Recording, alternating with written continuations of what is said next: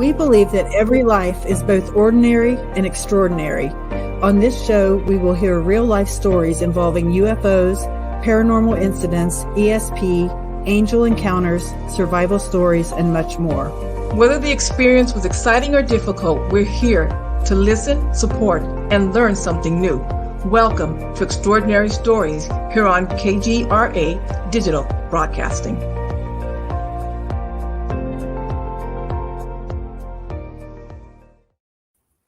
Hi, I'm Suzanne Crabtree. Welcome to Extraordinary Stories. And here's my co-host, Billy. Hi, everyone. Welcome back to Extraordinary Stories. We've been away for a couple of weeks, and I want to say that we've missed you. We appreciate it if you've been watching the previous broadcasts that we've been doing. I hope that we've gained some new followers who even had a better chance to get to know us, and I hope that those of you who've been following us had a chance to revisit some of those shows. We tried to pick the ones that we thought would really be, they've all been interesting, but the ones that we thought that you would really like seeing again. We're happy to be back. If you're new to our broadcast, I want to kind of just give you an example of what we do. We try to find people who are just everyday, normal people who have an extraordinary story, whether it's been a near-death experience with ghosts, spiritual experiences with UFOs, experiences with Bigfoot, whatever the experience may be. We want to hear your story. This podcast is for firsthand experiences, for you to be able just to tell what you've been through. I mean, every day we hear people talking about other people's stories and what they've done and what they've heard. But I think it's very important for us to get together and to make what seems to be abnormal, because we don't say it enough, actually normal.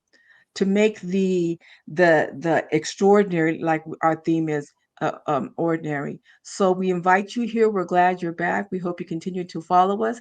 And I think today, like always, you're going to enjoy this show. I'm always going to say this because I think, Suzanne, we have some really, really good shows. I agree, definitely.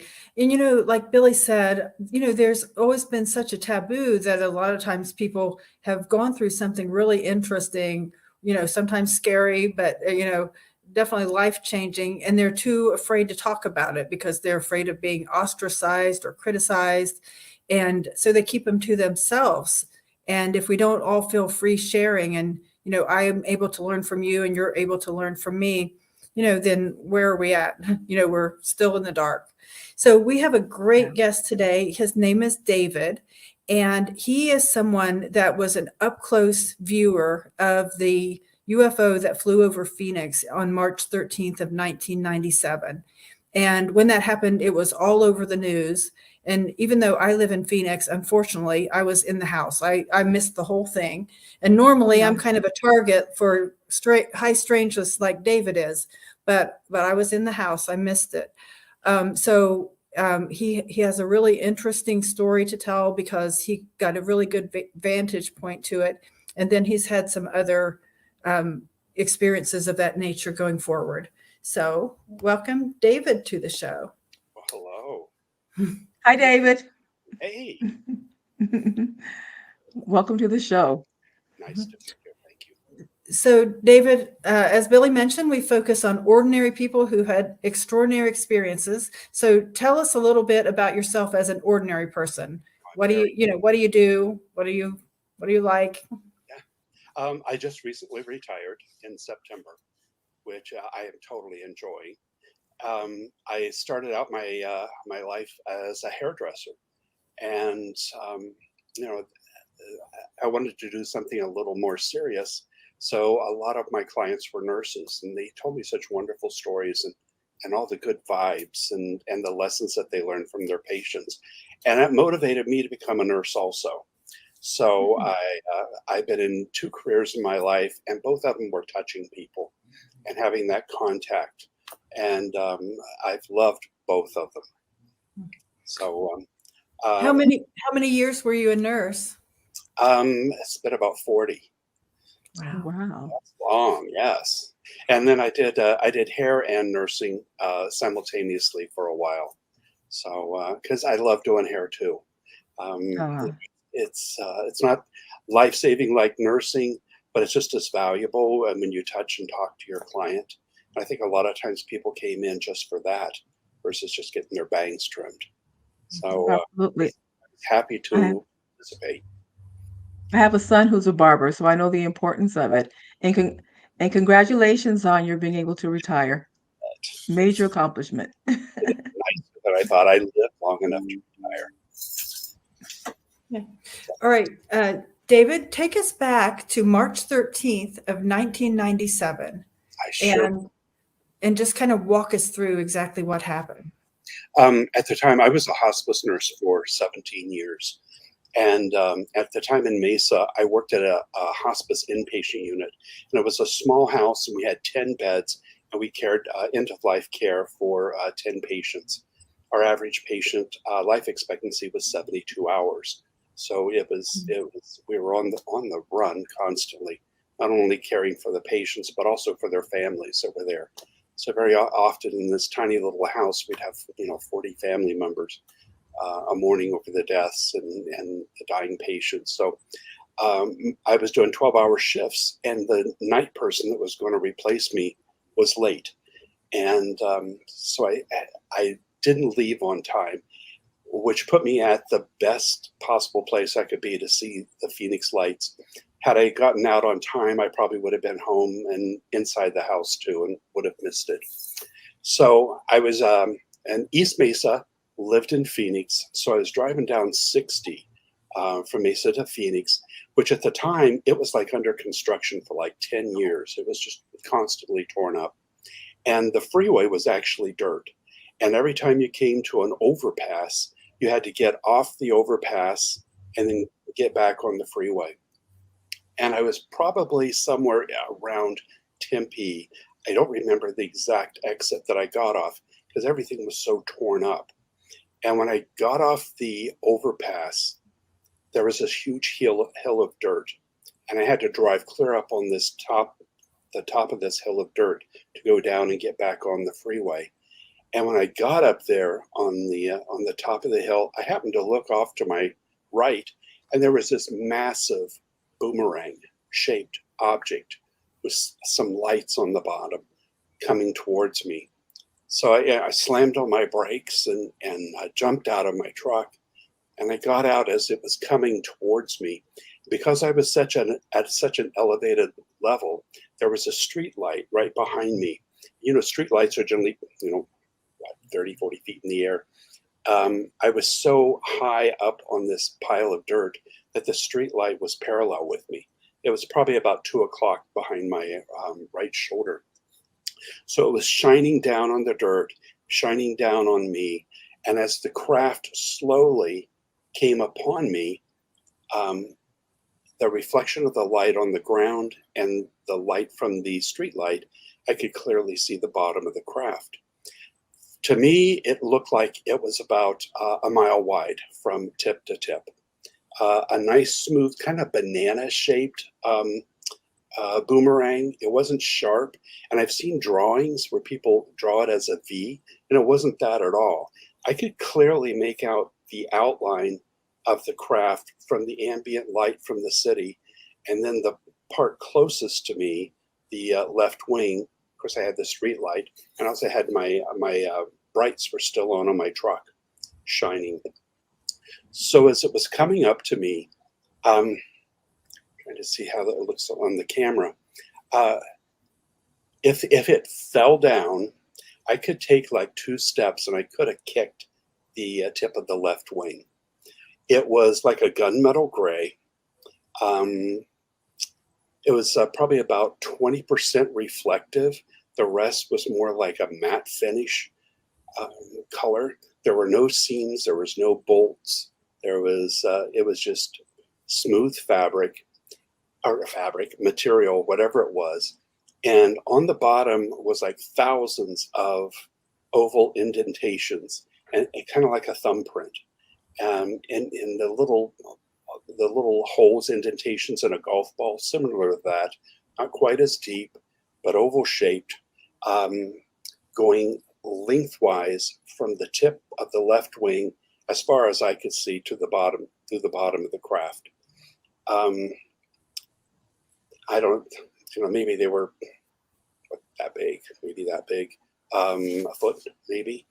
The nearest light was close to me, and it wasn't a bulb. It was actually like a canister. It was like an opening, and I could. I'm sure it was round, but then I was seeing it at an angle, so it kind of looked a little oval, and I could see a little bit of a ways up inside the canister, or opening. I should call it an opening, and probably a few inches inside there was a silver lining on the inside of that opening. It came out maybe about 2 or 3 inches, had a very sharp corner, and went up into wherever in the craft. And what was flowing down, it looked like exactly like lava. It was like a very thick, viscous liquid. It poured down, and as it got lower and lower from the craft, it would slow down, form like a huge drop, and stop, and then go back up into the craft, kind of like a lava lamp, but upside down and faster. And as some was coming down, other was going up. It was there was probably 8, 9, 10 big streams of it, and little streams kind of coming down, stop, and instead of like sucking back up into the craft, it looked like it fell. It looked like it fell up back into the craft, and it would just pour down, and other streams were pouring up, and as it was poured down, it would kind of fan out and get thin, and where it got thin, it went from orange to yellow. So there was a swirling effect of orange and yellow light from this. The orange was just like orange crush. And it wasn't reflecting light from inside the craft like a lava lamp does. Lava lamp carries the light from the bulb in the lamp. This stuff actually glowed itself. And I was afraid I was going to get burned. I was so close. It looked so hot. And I just remember thinking, I got very scared and very concerned. Should I run back? What should I do? As it was flying about 30 feet over my head. So, but there was no heat. And I thought, that's really odd. No heat, made no sound. It had no odor. There was no burning on my face. There was no burning in the nose. I had no taste in my mouth. There was no tingling on my skin. I was being very, very focused. Should I be concerned or should I not be concerned? And it was just like effortlessly just floating by. So to look at the tip, the left wing tip, I had to look up 90 degrees to see it because it was pretty much right over my head. But the rest of the craft, because it was about 30 feet above my head. It was about an angle like this. So I could see the rest of the craft without moving my head. All I had to do was lift my eyes. So almost all of my vision was done horizontal with the craft. I know other people talk about it and they were looking up and just seeing lights. It was low, I was high. Somehow we came, within 30 feet of each other during that. Could you see like more towards the top of it, or were you still seeing the sort of the bottom and the nose of it? I could only see the bottom of the craft. When it was coming up, there seemed to be a little bit more craft before the lights were strung from left to right, from tip to tip.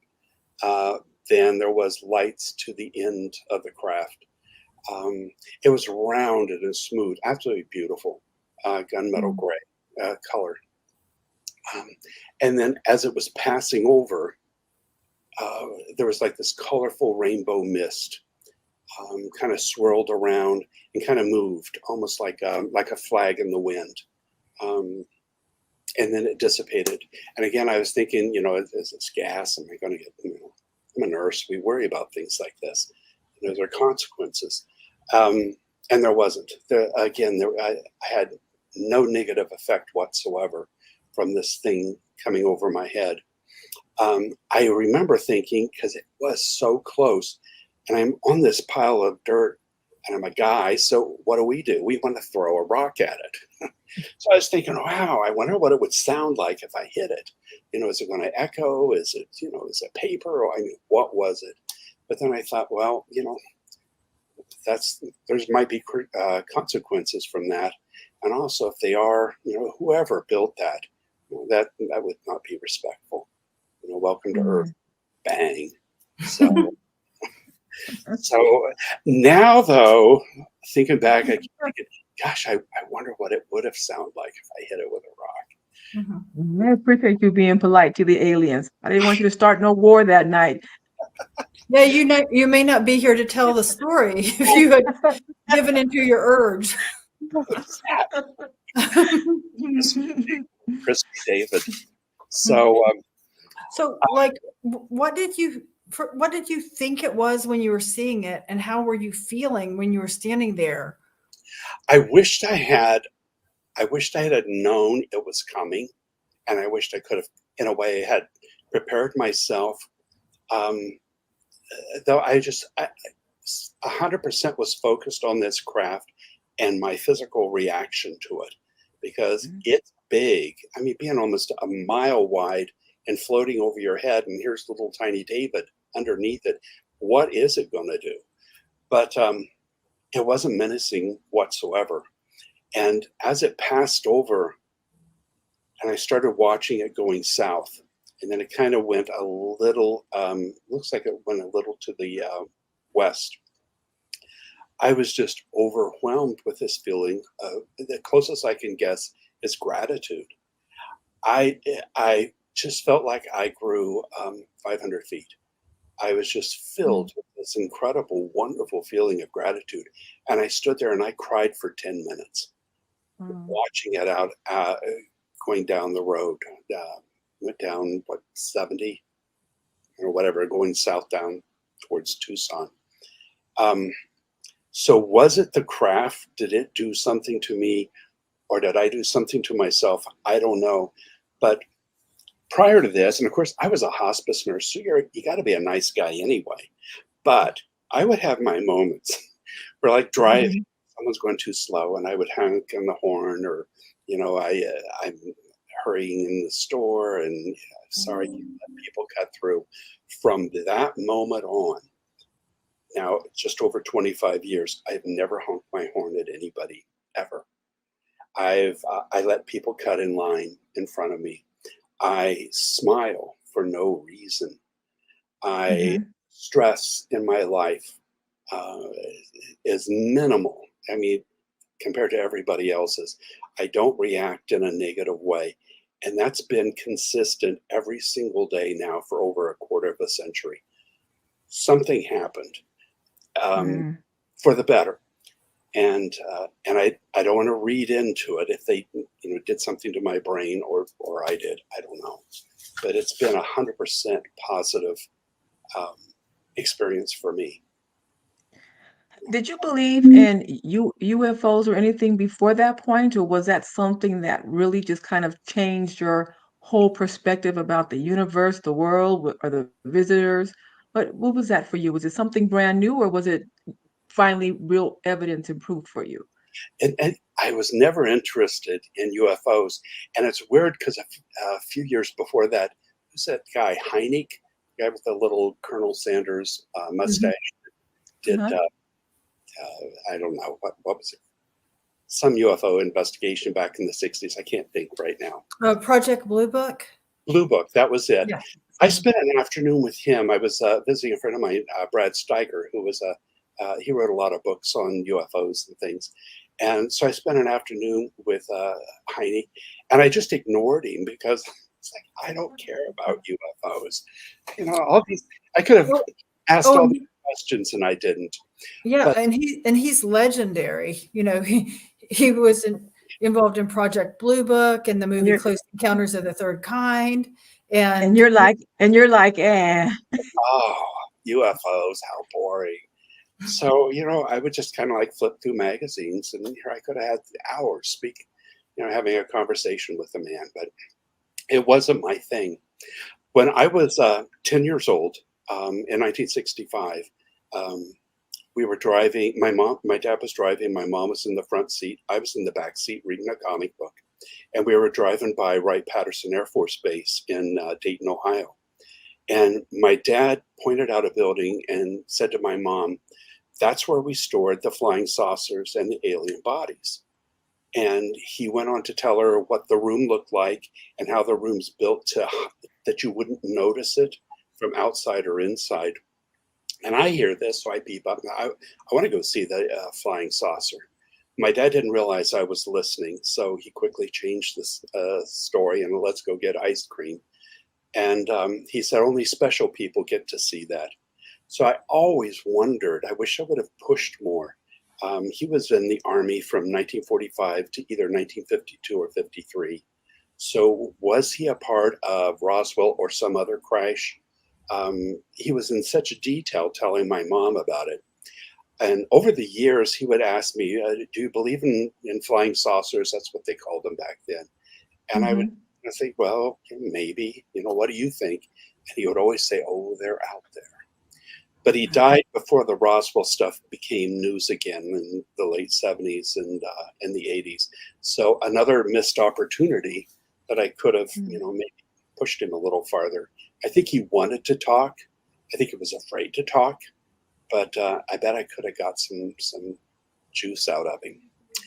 And his dad, my grandfather, when we would go visit him, he had a clipping from the newspaper in Ohio where in 1919 he saw a cigar-shaped object flying over the houses and over the trees and then zipping off in the sky. So that was Wow. way before UFOs and flying saucers. So this is like 3 generations in our family that got to see one. Wow. Yeah. I always think it's generational. I always think that if you have a UFO experience, an encounter, that really you can kind of go back to the family. And I think there's something about specific people where we're given the opportunity to even see, closer or to really kind of see that evidence. Your view of the Phoenix Lights that night was amazing. I mean, for you to have such detail or and I was going to ask you the question, but you already confirmed it for me that you didn't have any physical effects afterwards because being that close, we always think about radiation or because it's from another planet. What if did you have blisters the next day? Did you have blurred vision? Anything like that? But you said that there was nothing different except for your peacefulness. You were at peace. It was, and I did pay attention to my skin and my body and my taste and everything. My hair burned and all this stuff. I kept watching, and absolutely nothing negative happened. But this inner peacefulness, and every time I think of that, and I think about it almost every day. I mean, that's the effect this thing had on me. I can't think of hardly any other um, event I've had in my life that has had such a change in my life, and it was 100% positive. Hmm. And so I drive down the street and I wave to people. Everybody else is honking at them all this time now, for a quarter of a century. What was it? Why? Why did I have that change? Do you know? Yeah. I hate that I missed it. I mean, I would have loved to been able to see it. I was in Arizona at the time. Uh, I wish I had been able to be privy to kind of see that. I would have been happy just seeing it from the looking up like everybody else did. So I wasn't paying attention enough to the sky that night. I was probably in the house cooking or something. well, and people ask me, well, why didn't you take a picture? Well, in Arizona back then, of course, we had to have film cameras, and you just don't carry a camera in your car. I mean, even though it was a cool time of the year, you just don't get in that habit because your camera will burn up. 8 months of the year. And had I had a camera, I wouldn't have taken my eyes off of it. I wouldn't have done that because back then you had to turn the camera on and Hmm. pick the lens cap up and do all this and focus. I wouldn't have missed 1 second of that to have recorded it. It's recorded in here, and Hmm. it's recorded in my life ever since. And I've just become a much better person because of that. Why I don't know. Wow. Love to know. I'd love to know who was, sitting in the driver's seat, who had their foot on the pedal, who had their hand on the steering wheel. Were they looking out at me? Oh, there's a nice Yeah, guy. there's a human over there. And you didn't have like an ounce of fear when you got out of the vehicle and stood there? I had fear from this liquid lava that it might be hot and I might get burned. That was my fear is, uh-oh, I'm too close. And then when I realized it wasn't burning me, there was no fear. So there was concern for my safety just because of that. So, but it was like a beautiful piece of sculpture. It was absolutely gorgeous shape, and it just peaceful. It was like a gentle giant just floating in the sky. Um, Amazing, absolutely amazing. So looking up at it at 90 degrees, and then if you looked at the horizon, that craft took up about 75 degrees of a 90-degree angle. So, and I was about 30 feet underneath it. So I don't know if there's a way to calculate the exact length of that craft. I mean, I guess a mile, maybe a mile and a half. I don't know. It was huge. It was absolutely huge. Well, David, I don't know why it had that impact on you, that peaceful and friendly nature going forward. But, I don't think you know my whole story, but I would consider myself someone who was an unintentional contactee. I was trying to meditate and contact a guardian angel, and instead encountered some extraterrestrial intelligence. And maybe it's one of them in the same, but after that, I saw a craft in the sky. And I don't know what it is about it, but ever since then, I've been more mission driven, like more about doing good on the earth. And I think there was always, a seed of that in me, but it grew, it really blossomed, and I'm not the same as I was before that happened. So you can kind of feel that. I wonder what that is. And I wonder, think of the people years and years ago that had these experiences, but you were considered nuts, even though, you're a little bit at this point, and had no platform to speak from. So this is so nice that people can be open about it. And the next day when I went back to work, of course, it was on the news, and I'm telling everybody, oh, this craft and stuff. And then Simonton comes out with the guy in the rubber suit. And then everybody at work laughed at me. Oh, well, that's what you saw, somebody in a rubber suit. And that shame shut me up for a bit. And that was a really good lesson that I learned from this, is to tell your truth no matter what. And don't worry about the naysayers and the finger pointers and the people trying to intimidate you.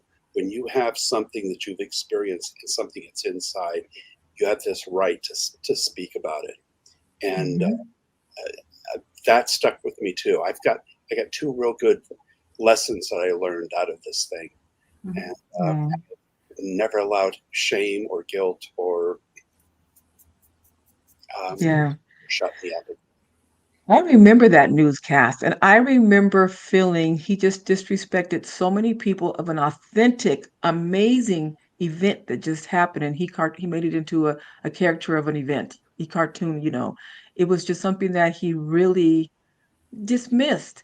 And it was so amazing to me, because usually I think about UFOs. I've seen, their cloaking and how they've been really not wanting to be seen by everybody and everything.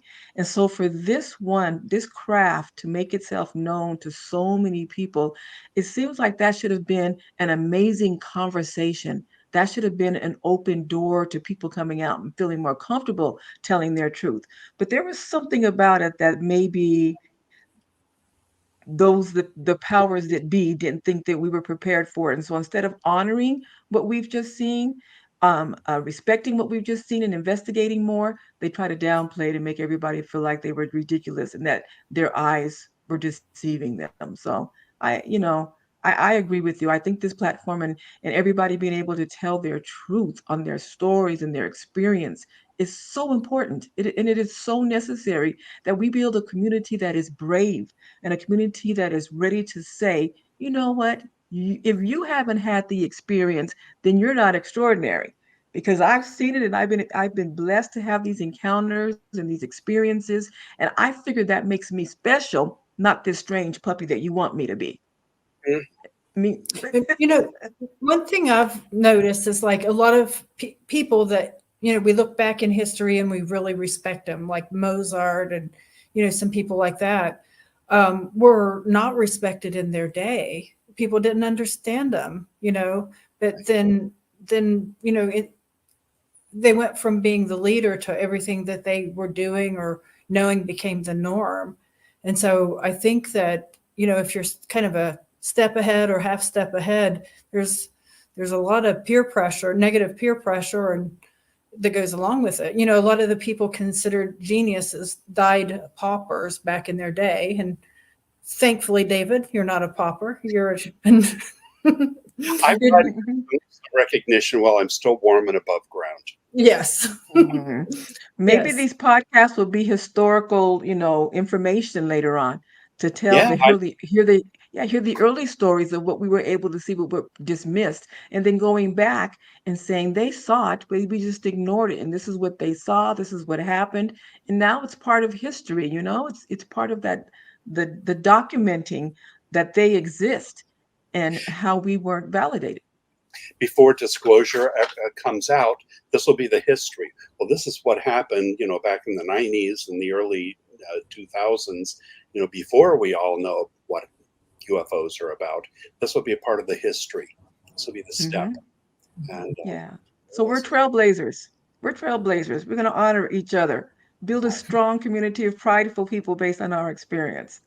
and then lightning struck more than once for you, David. it did. It did. I had an earlier experience. I don't want to run out of time, but one thing that happened on a camping trip around 2015, I had a different reaction. I had a different circumstance than this beautiful Phoenix Lights craft. And at the time, I was working night shift. So on my days off, I would pretty much stay on that shift. I would sleep days and be up at night. Well, you can only go shopping at Walmart in the middle of the night so many times. So I would go out in the desert and go camping. Generally, I would have 3 or 4 days off in a row. And I loved camping. So one night I was in Southwest United States. I won't give the exact location, and I'll explain. It was 2 in the morning. There was this beautiful full moon, probably about 2 or 3 o'clock from the horizon. The weather was nice. I had a bag of pistachios, and I was eating them and throwing the shells out the window and enjoying the animal sounds and looking at the moon. And about 4 feet behind my truck comes this being. It's about 8 feet tall, had a oblong head and what looked like a 4-foot tube, almost like an anteater tube or an elephant trunk, coming down from the lower jaw. The neck was about a foot long, not wider, little semi-wide shoulders. It was ungodly thin, insect-like thin. Very long arms. The elbows were much lower than ours. The elbows kind of around the hip area. I couldn't really make out the feet, and I froze staring at it. I saw it mostly in silhouette because the full moon was behind it, and it was so bright that I could read by the light of the moon. It was that bright. I'm looking out the back of my truck. I had the windows open, and it slows down, it stops, and this neck and this huge head turns 90 degrees with the shoulders barely moving. And it's staring at me, and I'm staring at it. And I didn't get scared until I thought, it looks so skinny. I bet it's hungry. And then I scared myself, thinking, here's Juicy David. Dinner. Foot hung thing with a tube, 4 feet away from me. So I panic and I'm trying to roll up the windows. And of course the truck's off, so nothing rolls up. This is it. I'm going to die. but then it slowly turned its head back forward and walked on. And it walked like it was either sick or hurt or walking in water. It was struggling to walk. It was struggling to move its arms, to move its legs, and the head was bent down. I don't know if that long thing was coming down from the jaw.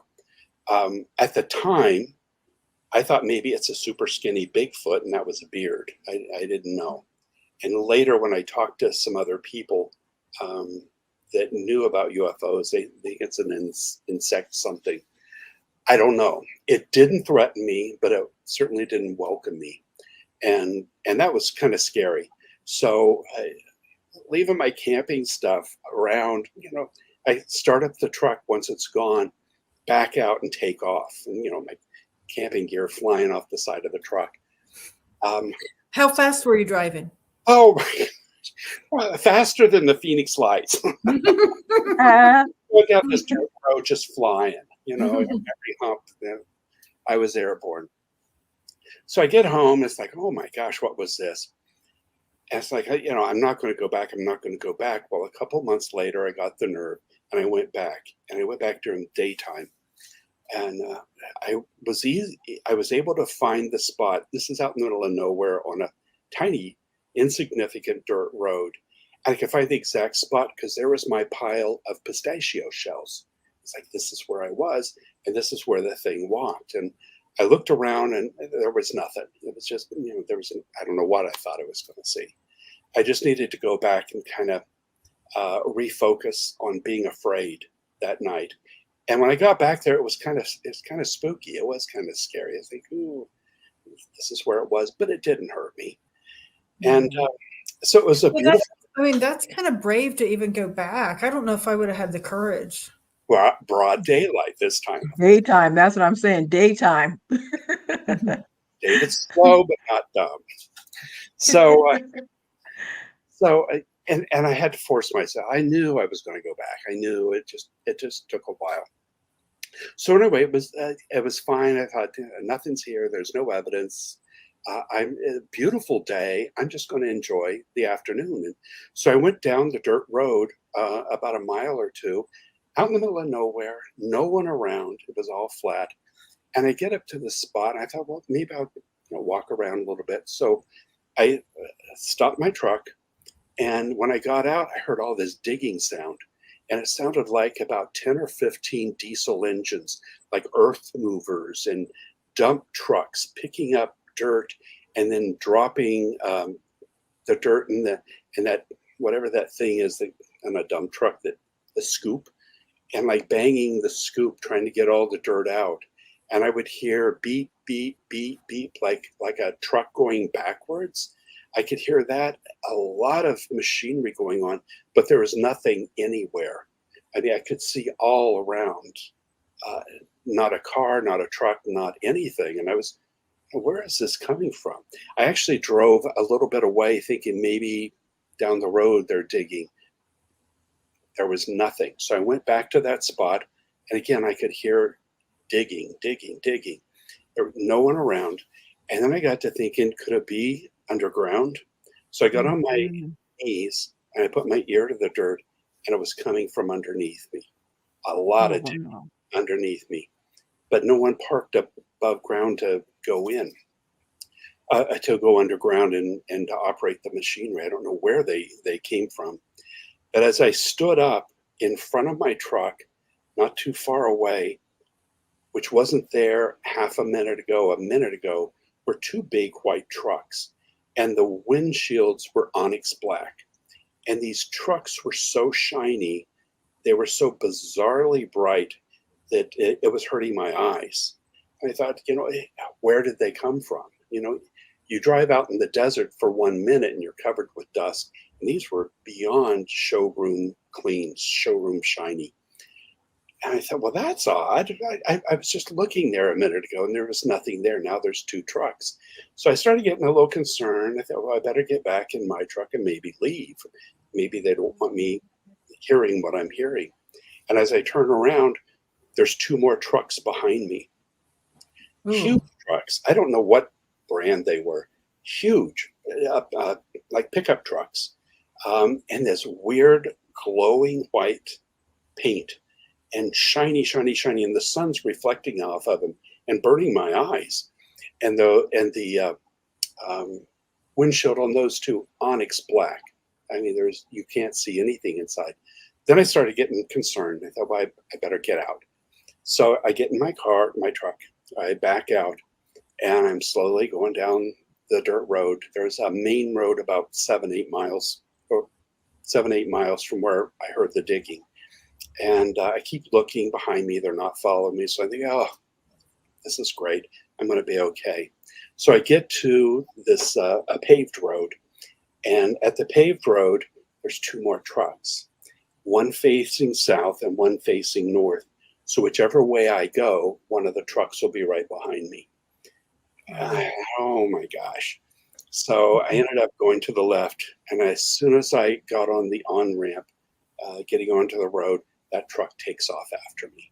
And the other one turns around and comes after me. And I'm driving down this road, 90 miles an hour, as fast as I can, trying to stay on the road. One of the trucks is right behind me, right on my bumper, and the other's trying to get around me.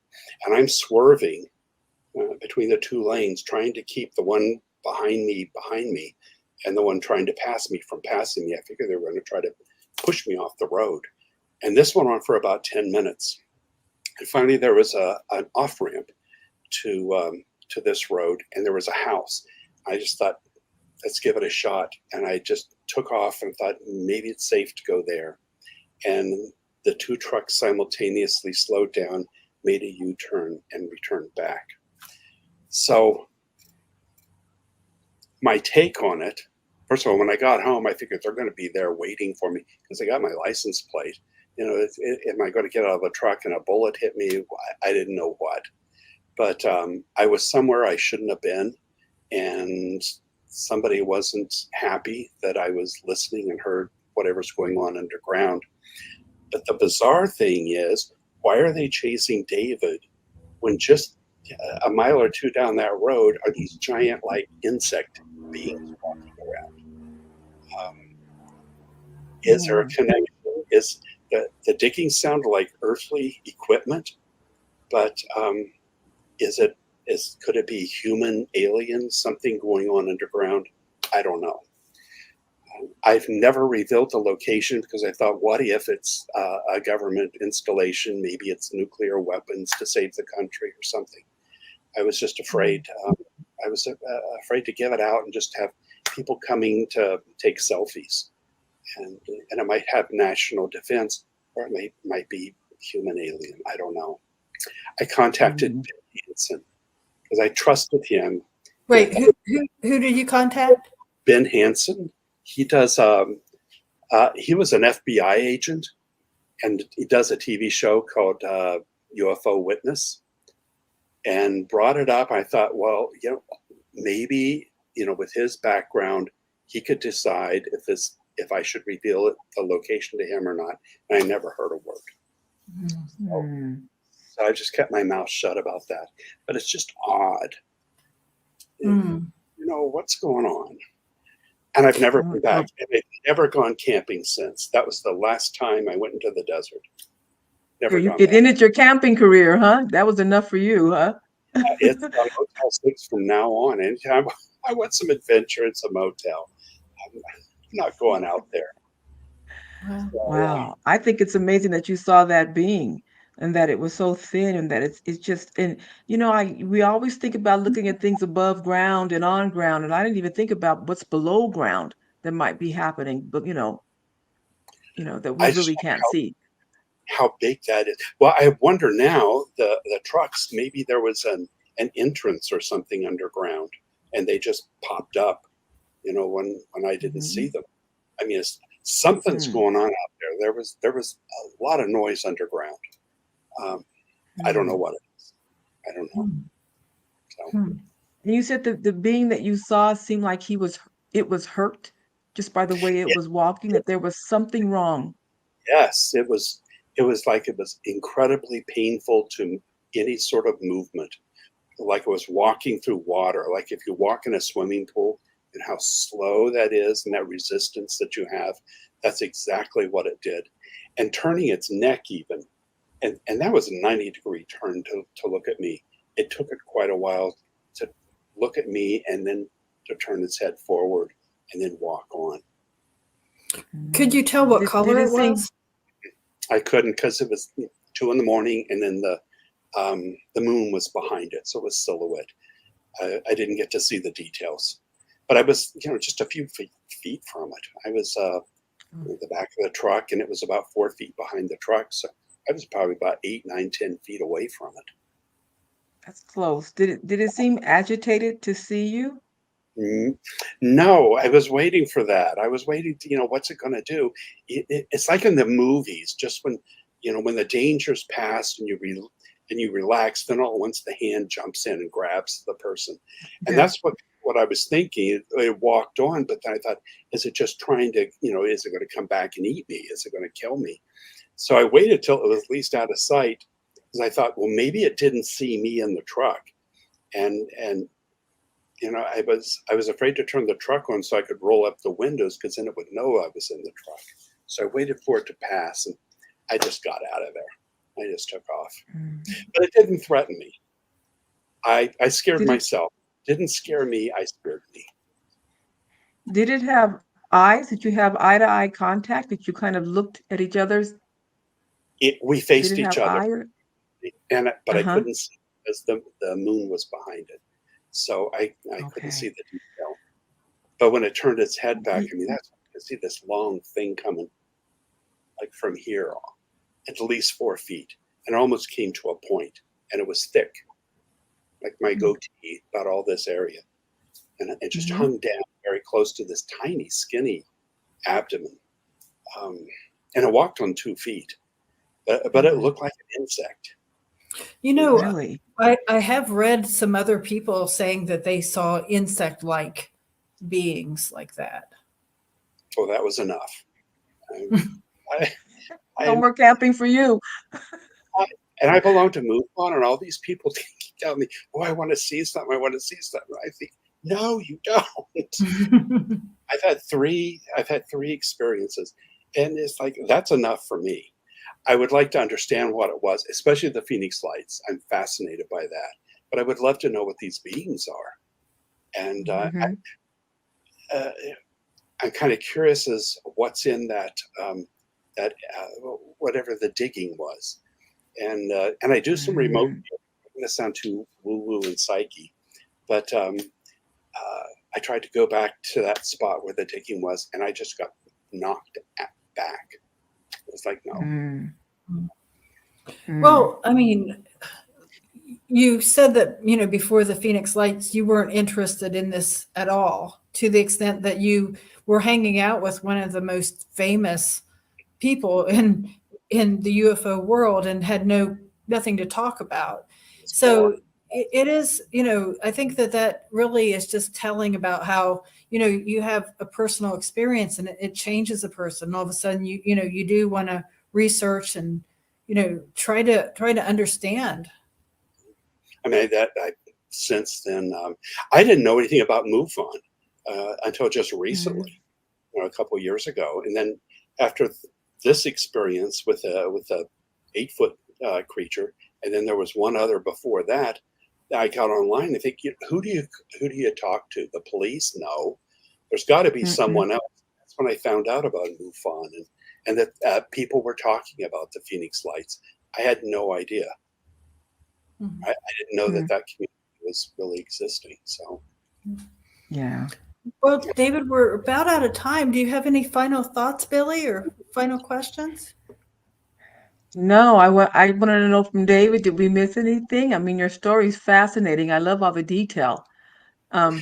Anything else? I think we've got a couple more minutes. Anything else you want to kind of let the audience know about?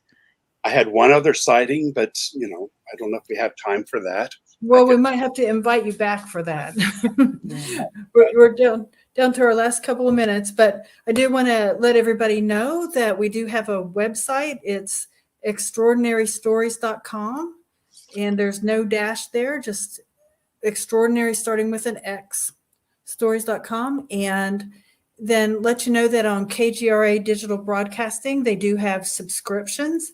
And if you have a subscription, you have some extra benefits, including being able to get into the vault and watch a lot of shows that are in there that have been developed by ourselves and a lot of other people. So it can be really, really fascinating. And you'll hear some other stories from people like David. And yeah, David, I just thought you were, really fascinating to talk to. Thank you. This has been I fun. agree. Yeah. And then maybe someday we can have you back and talk about your hospice experience too. I don't know if you, have anything of a spiritual nature to talk about regarding that. I kept my notes, my nurse's notes, and I was bedside at 3,600 deaths. Mm. Oh, Over 17 wow. years. So Wow. 5 years of pediatric hospice also. And Oh, wow. actually, Elizabeth Kubler-Ross, I was her hospice nurse. Oh my goodness. That's amazing. Yeah, Well, what a is. wonderful service to support people, toward the end It of their is. life. it was interesting. I used to work labor and delivery and brought people into the world, and then I did hospice and helped people out.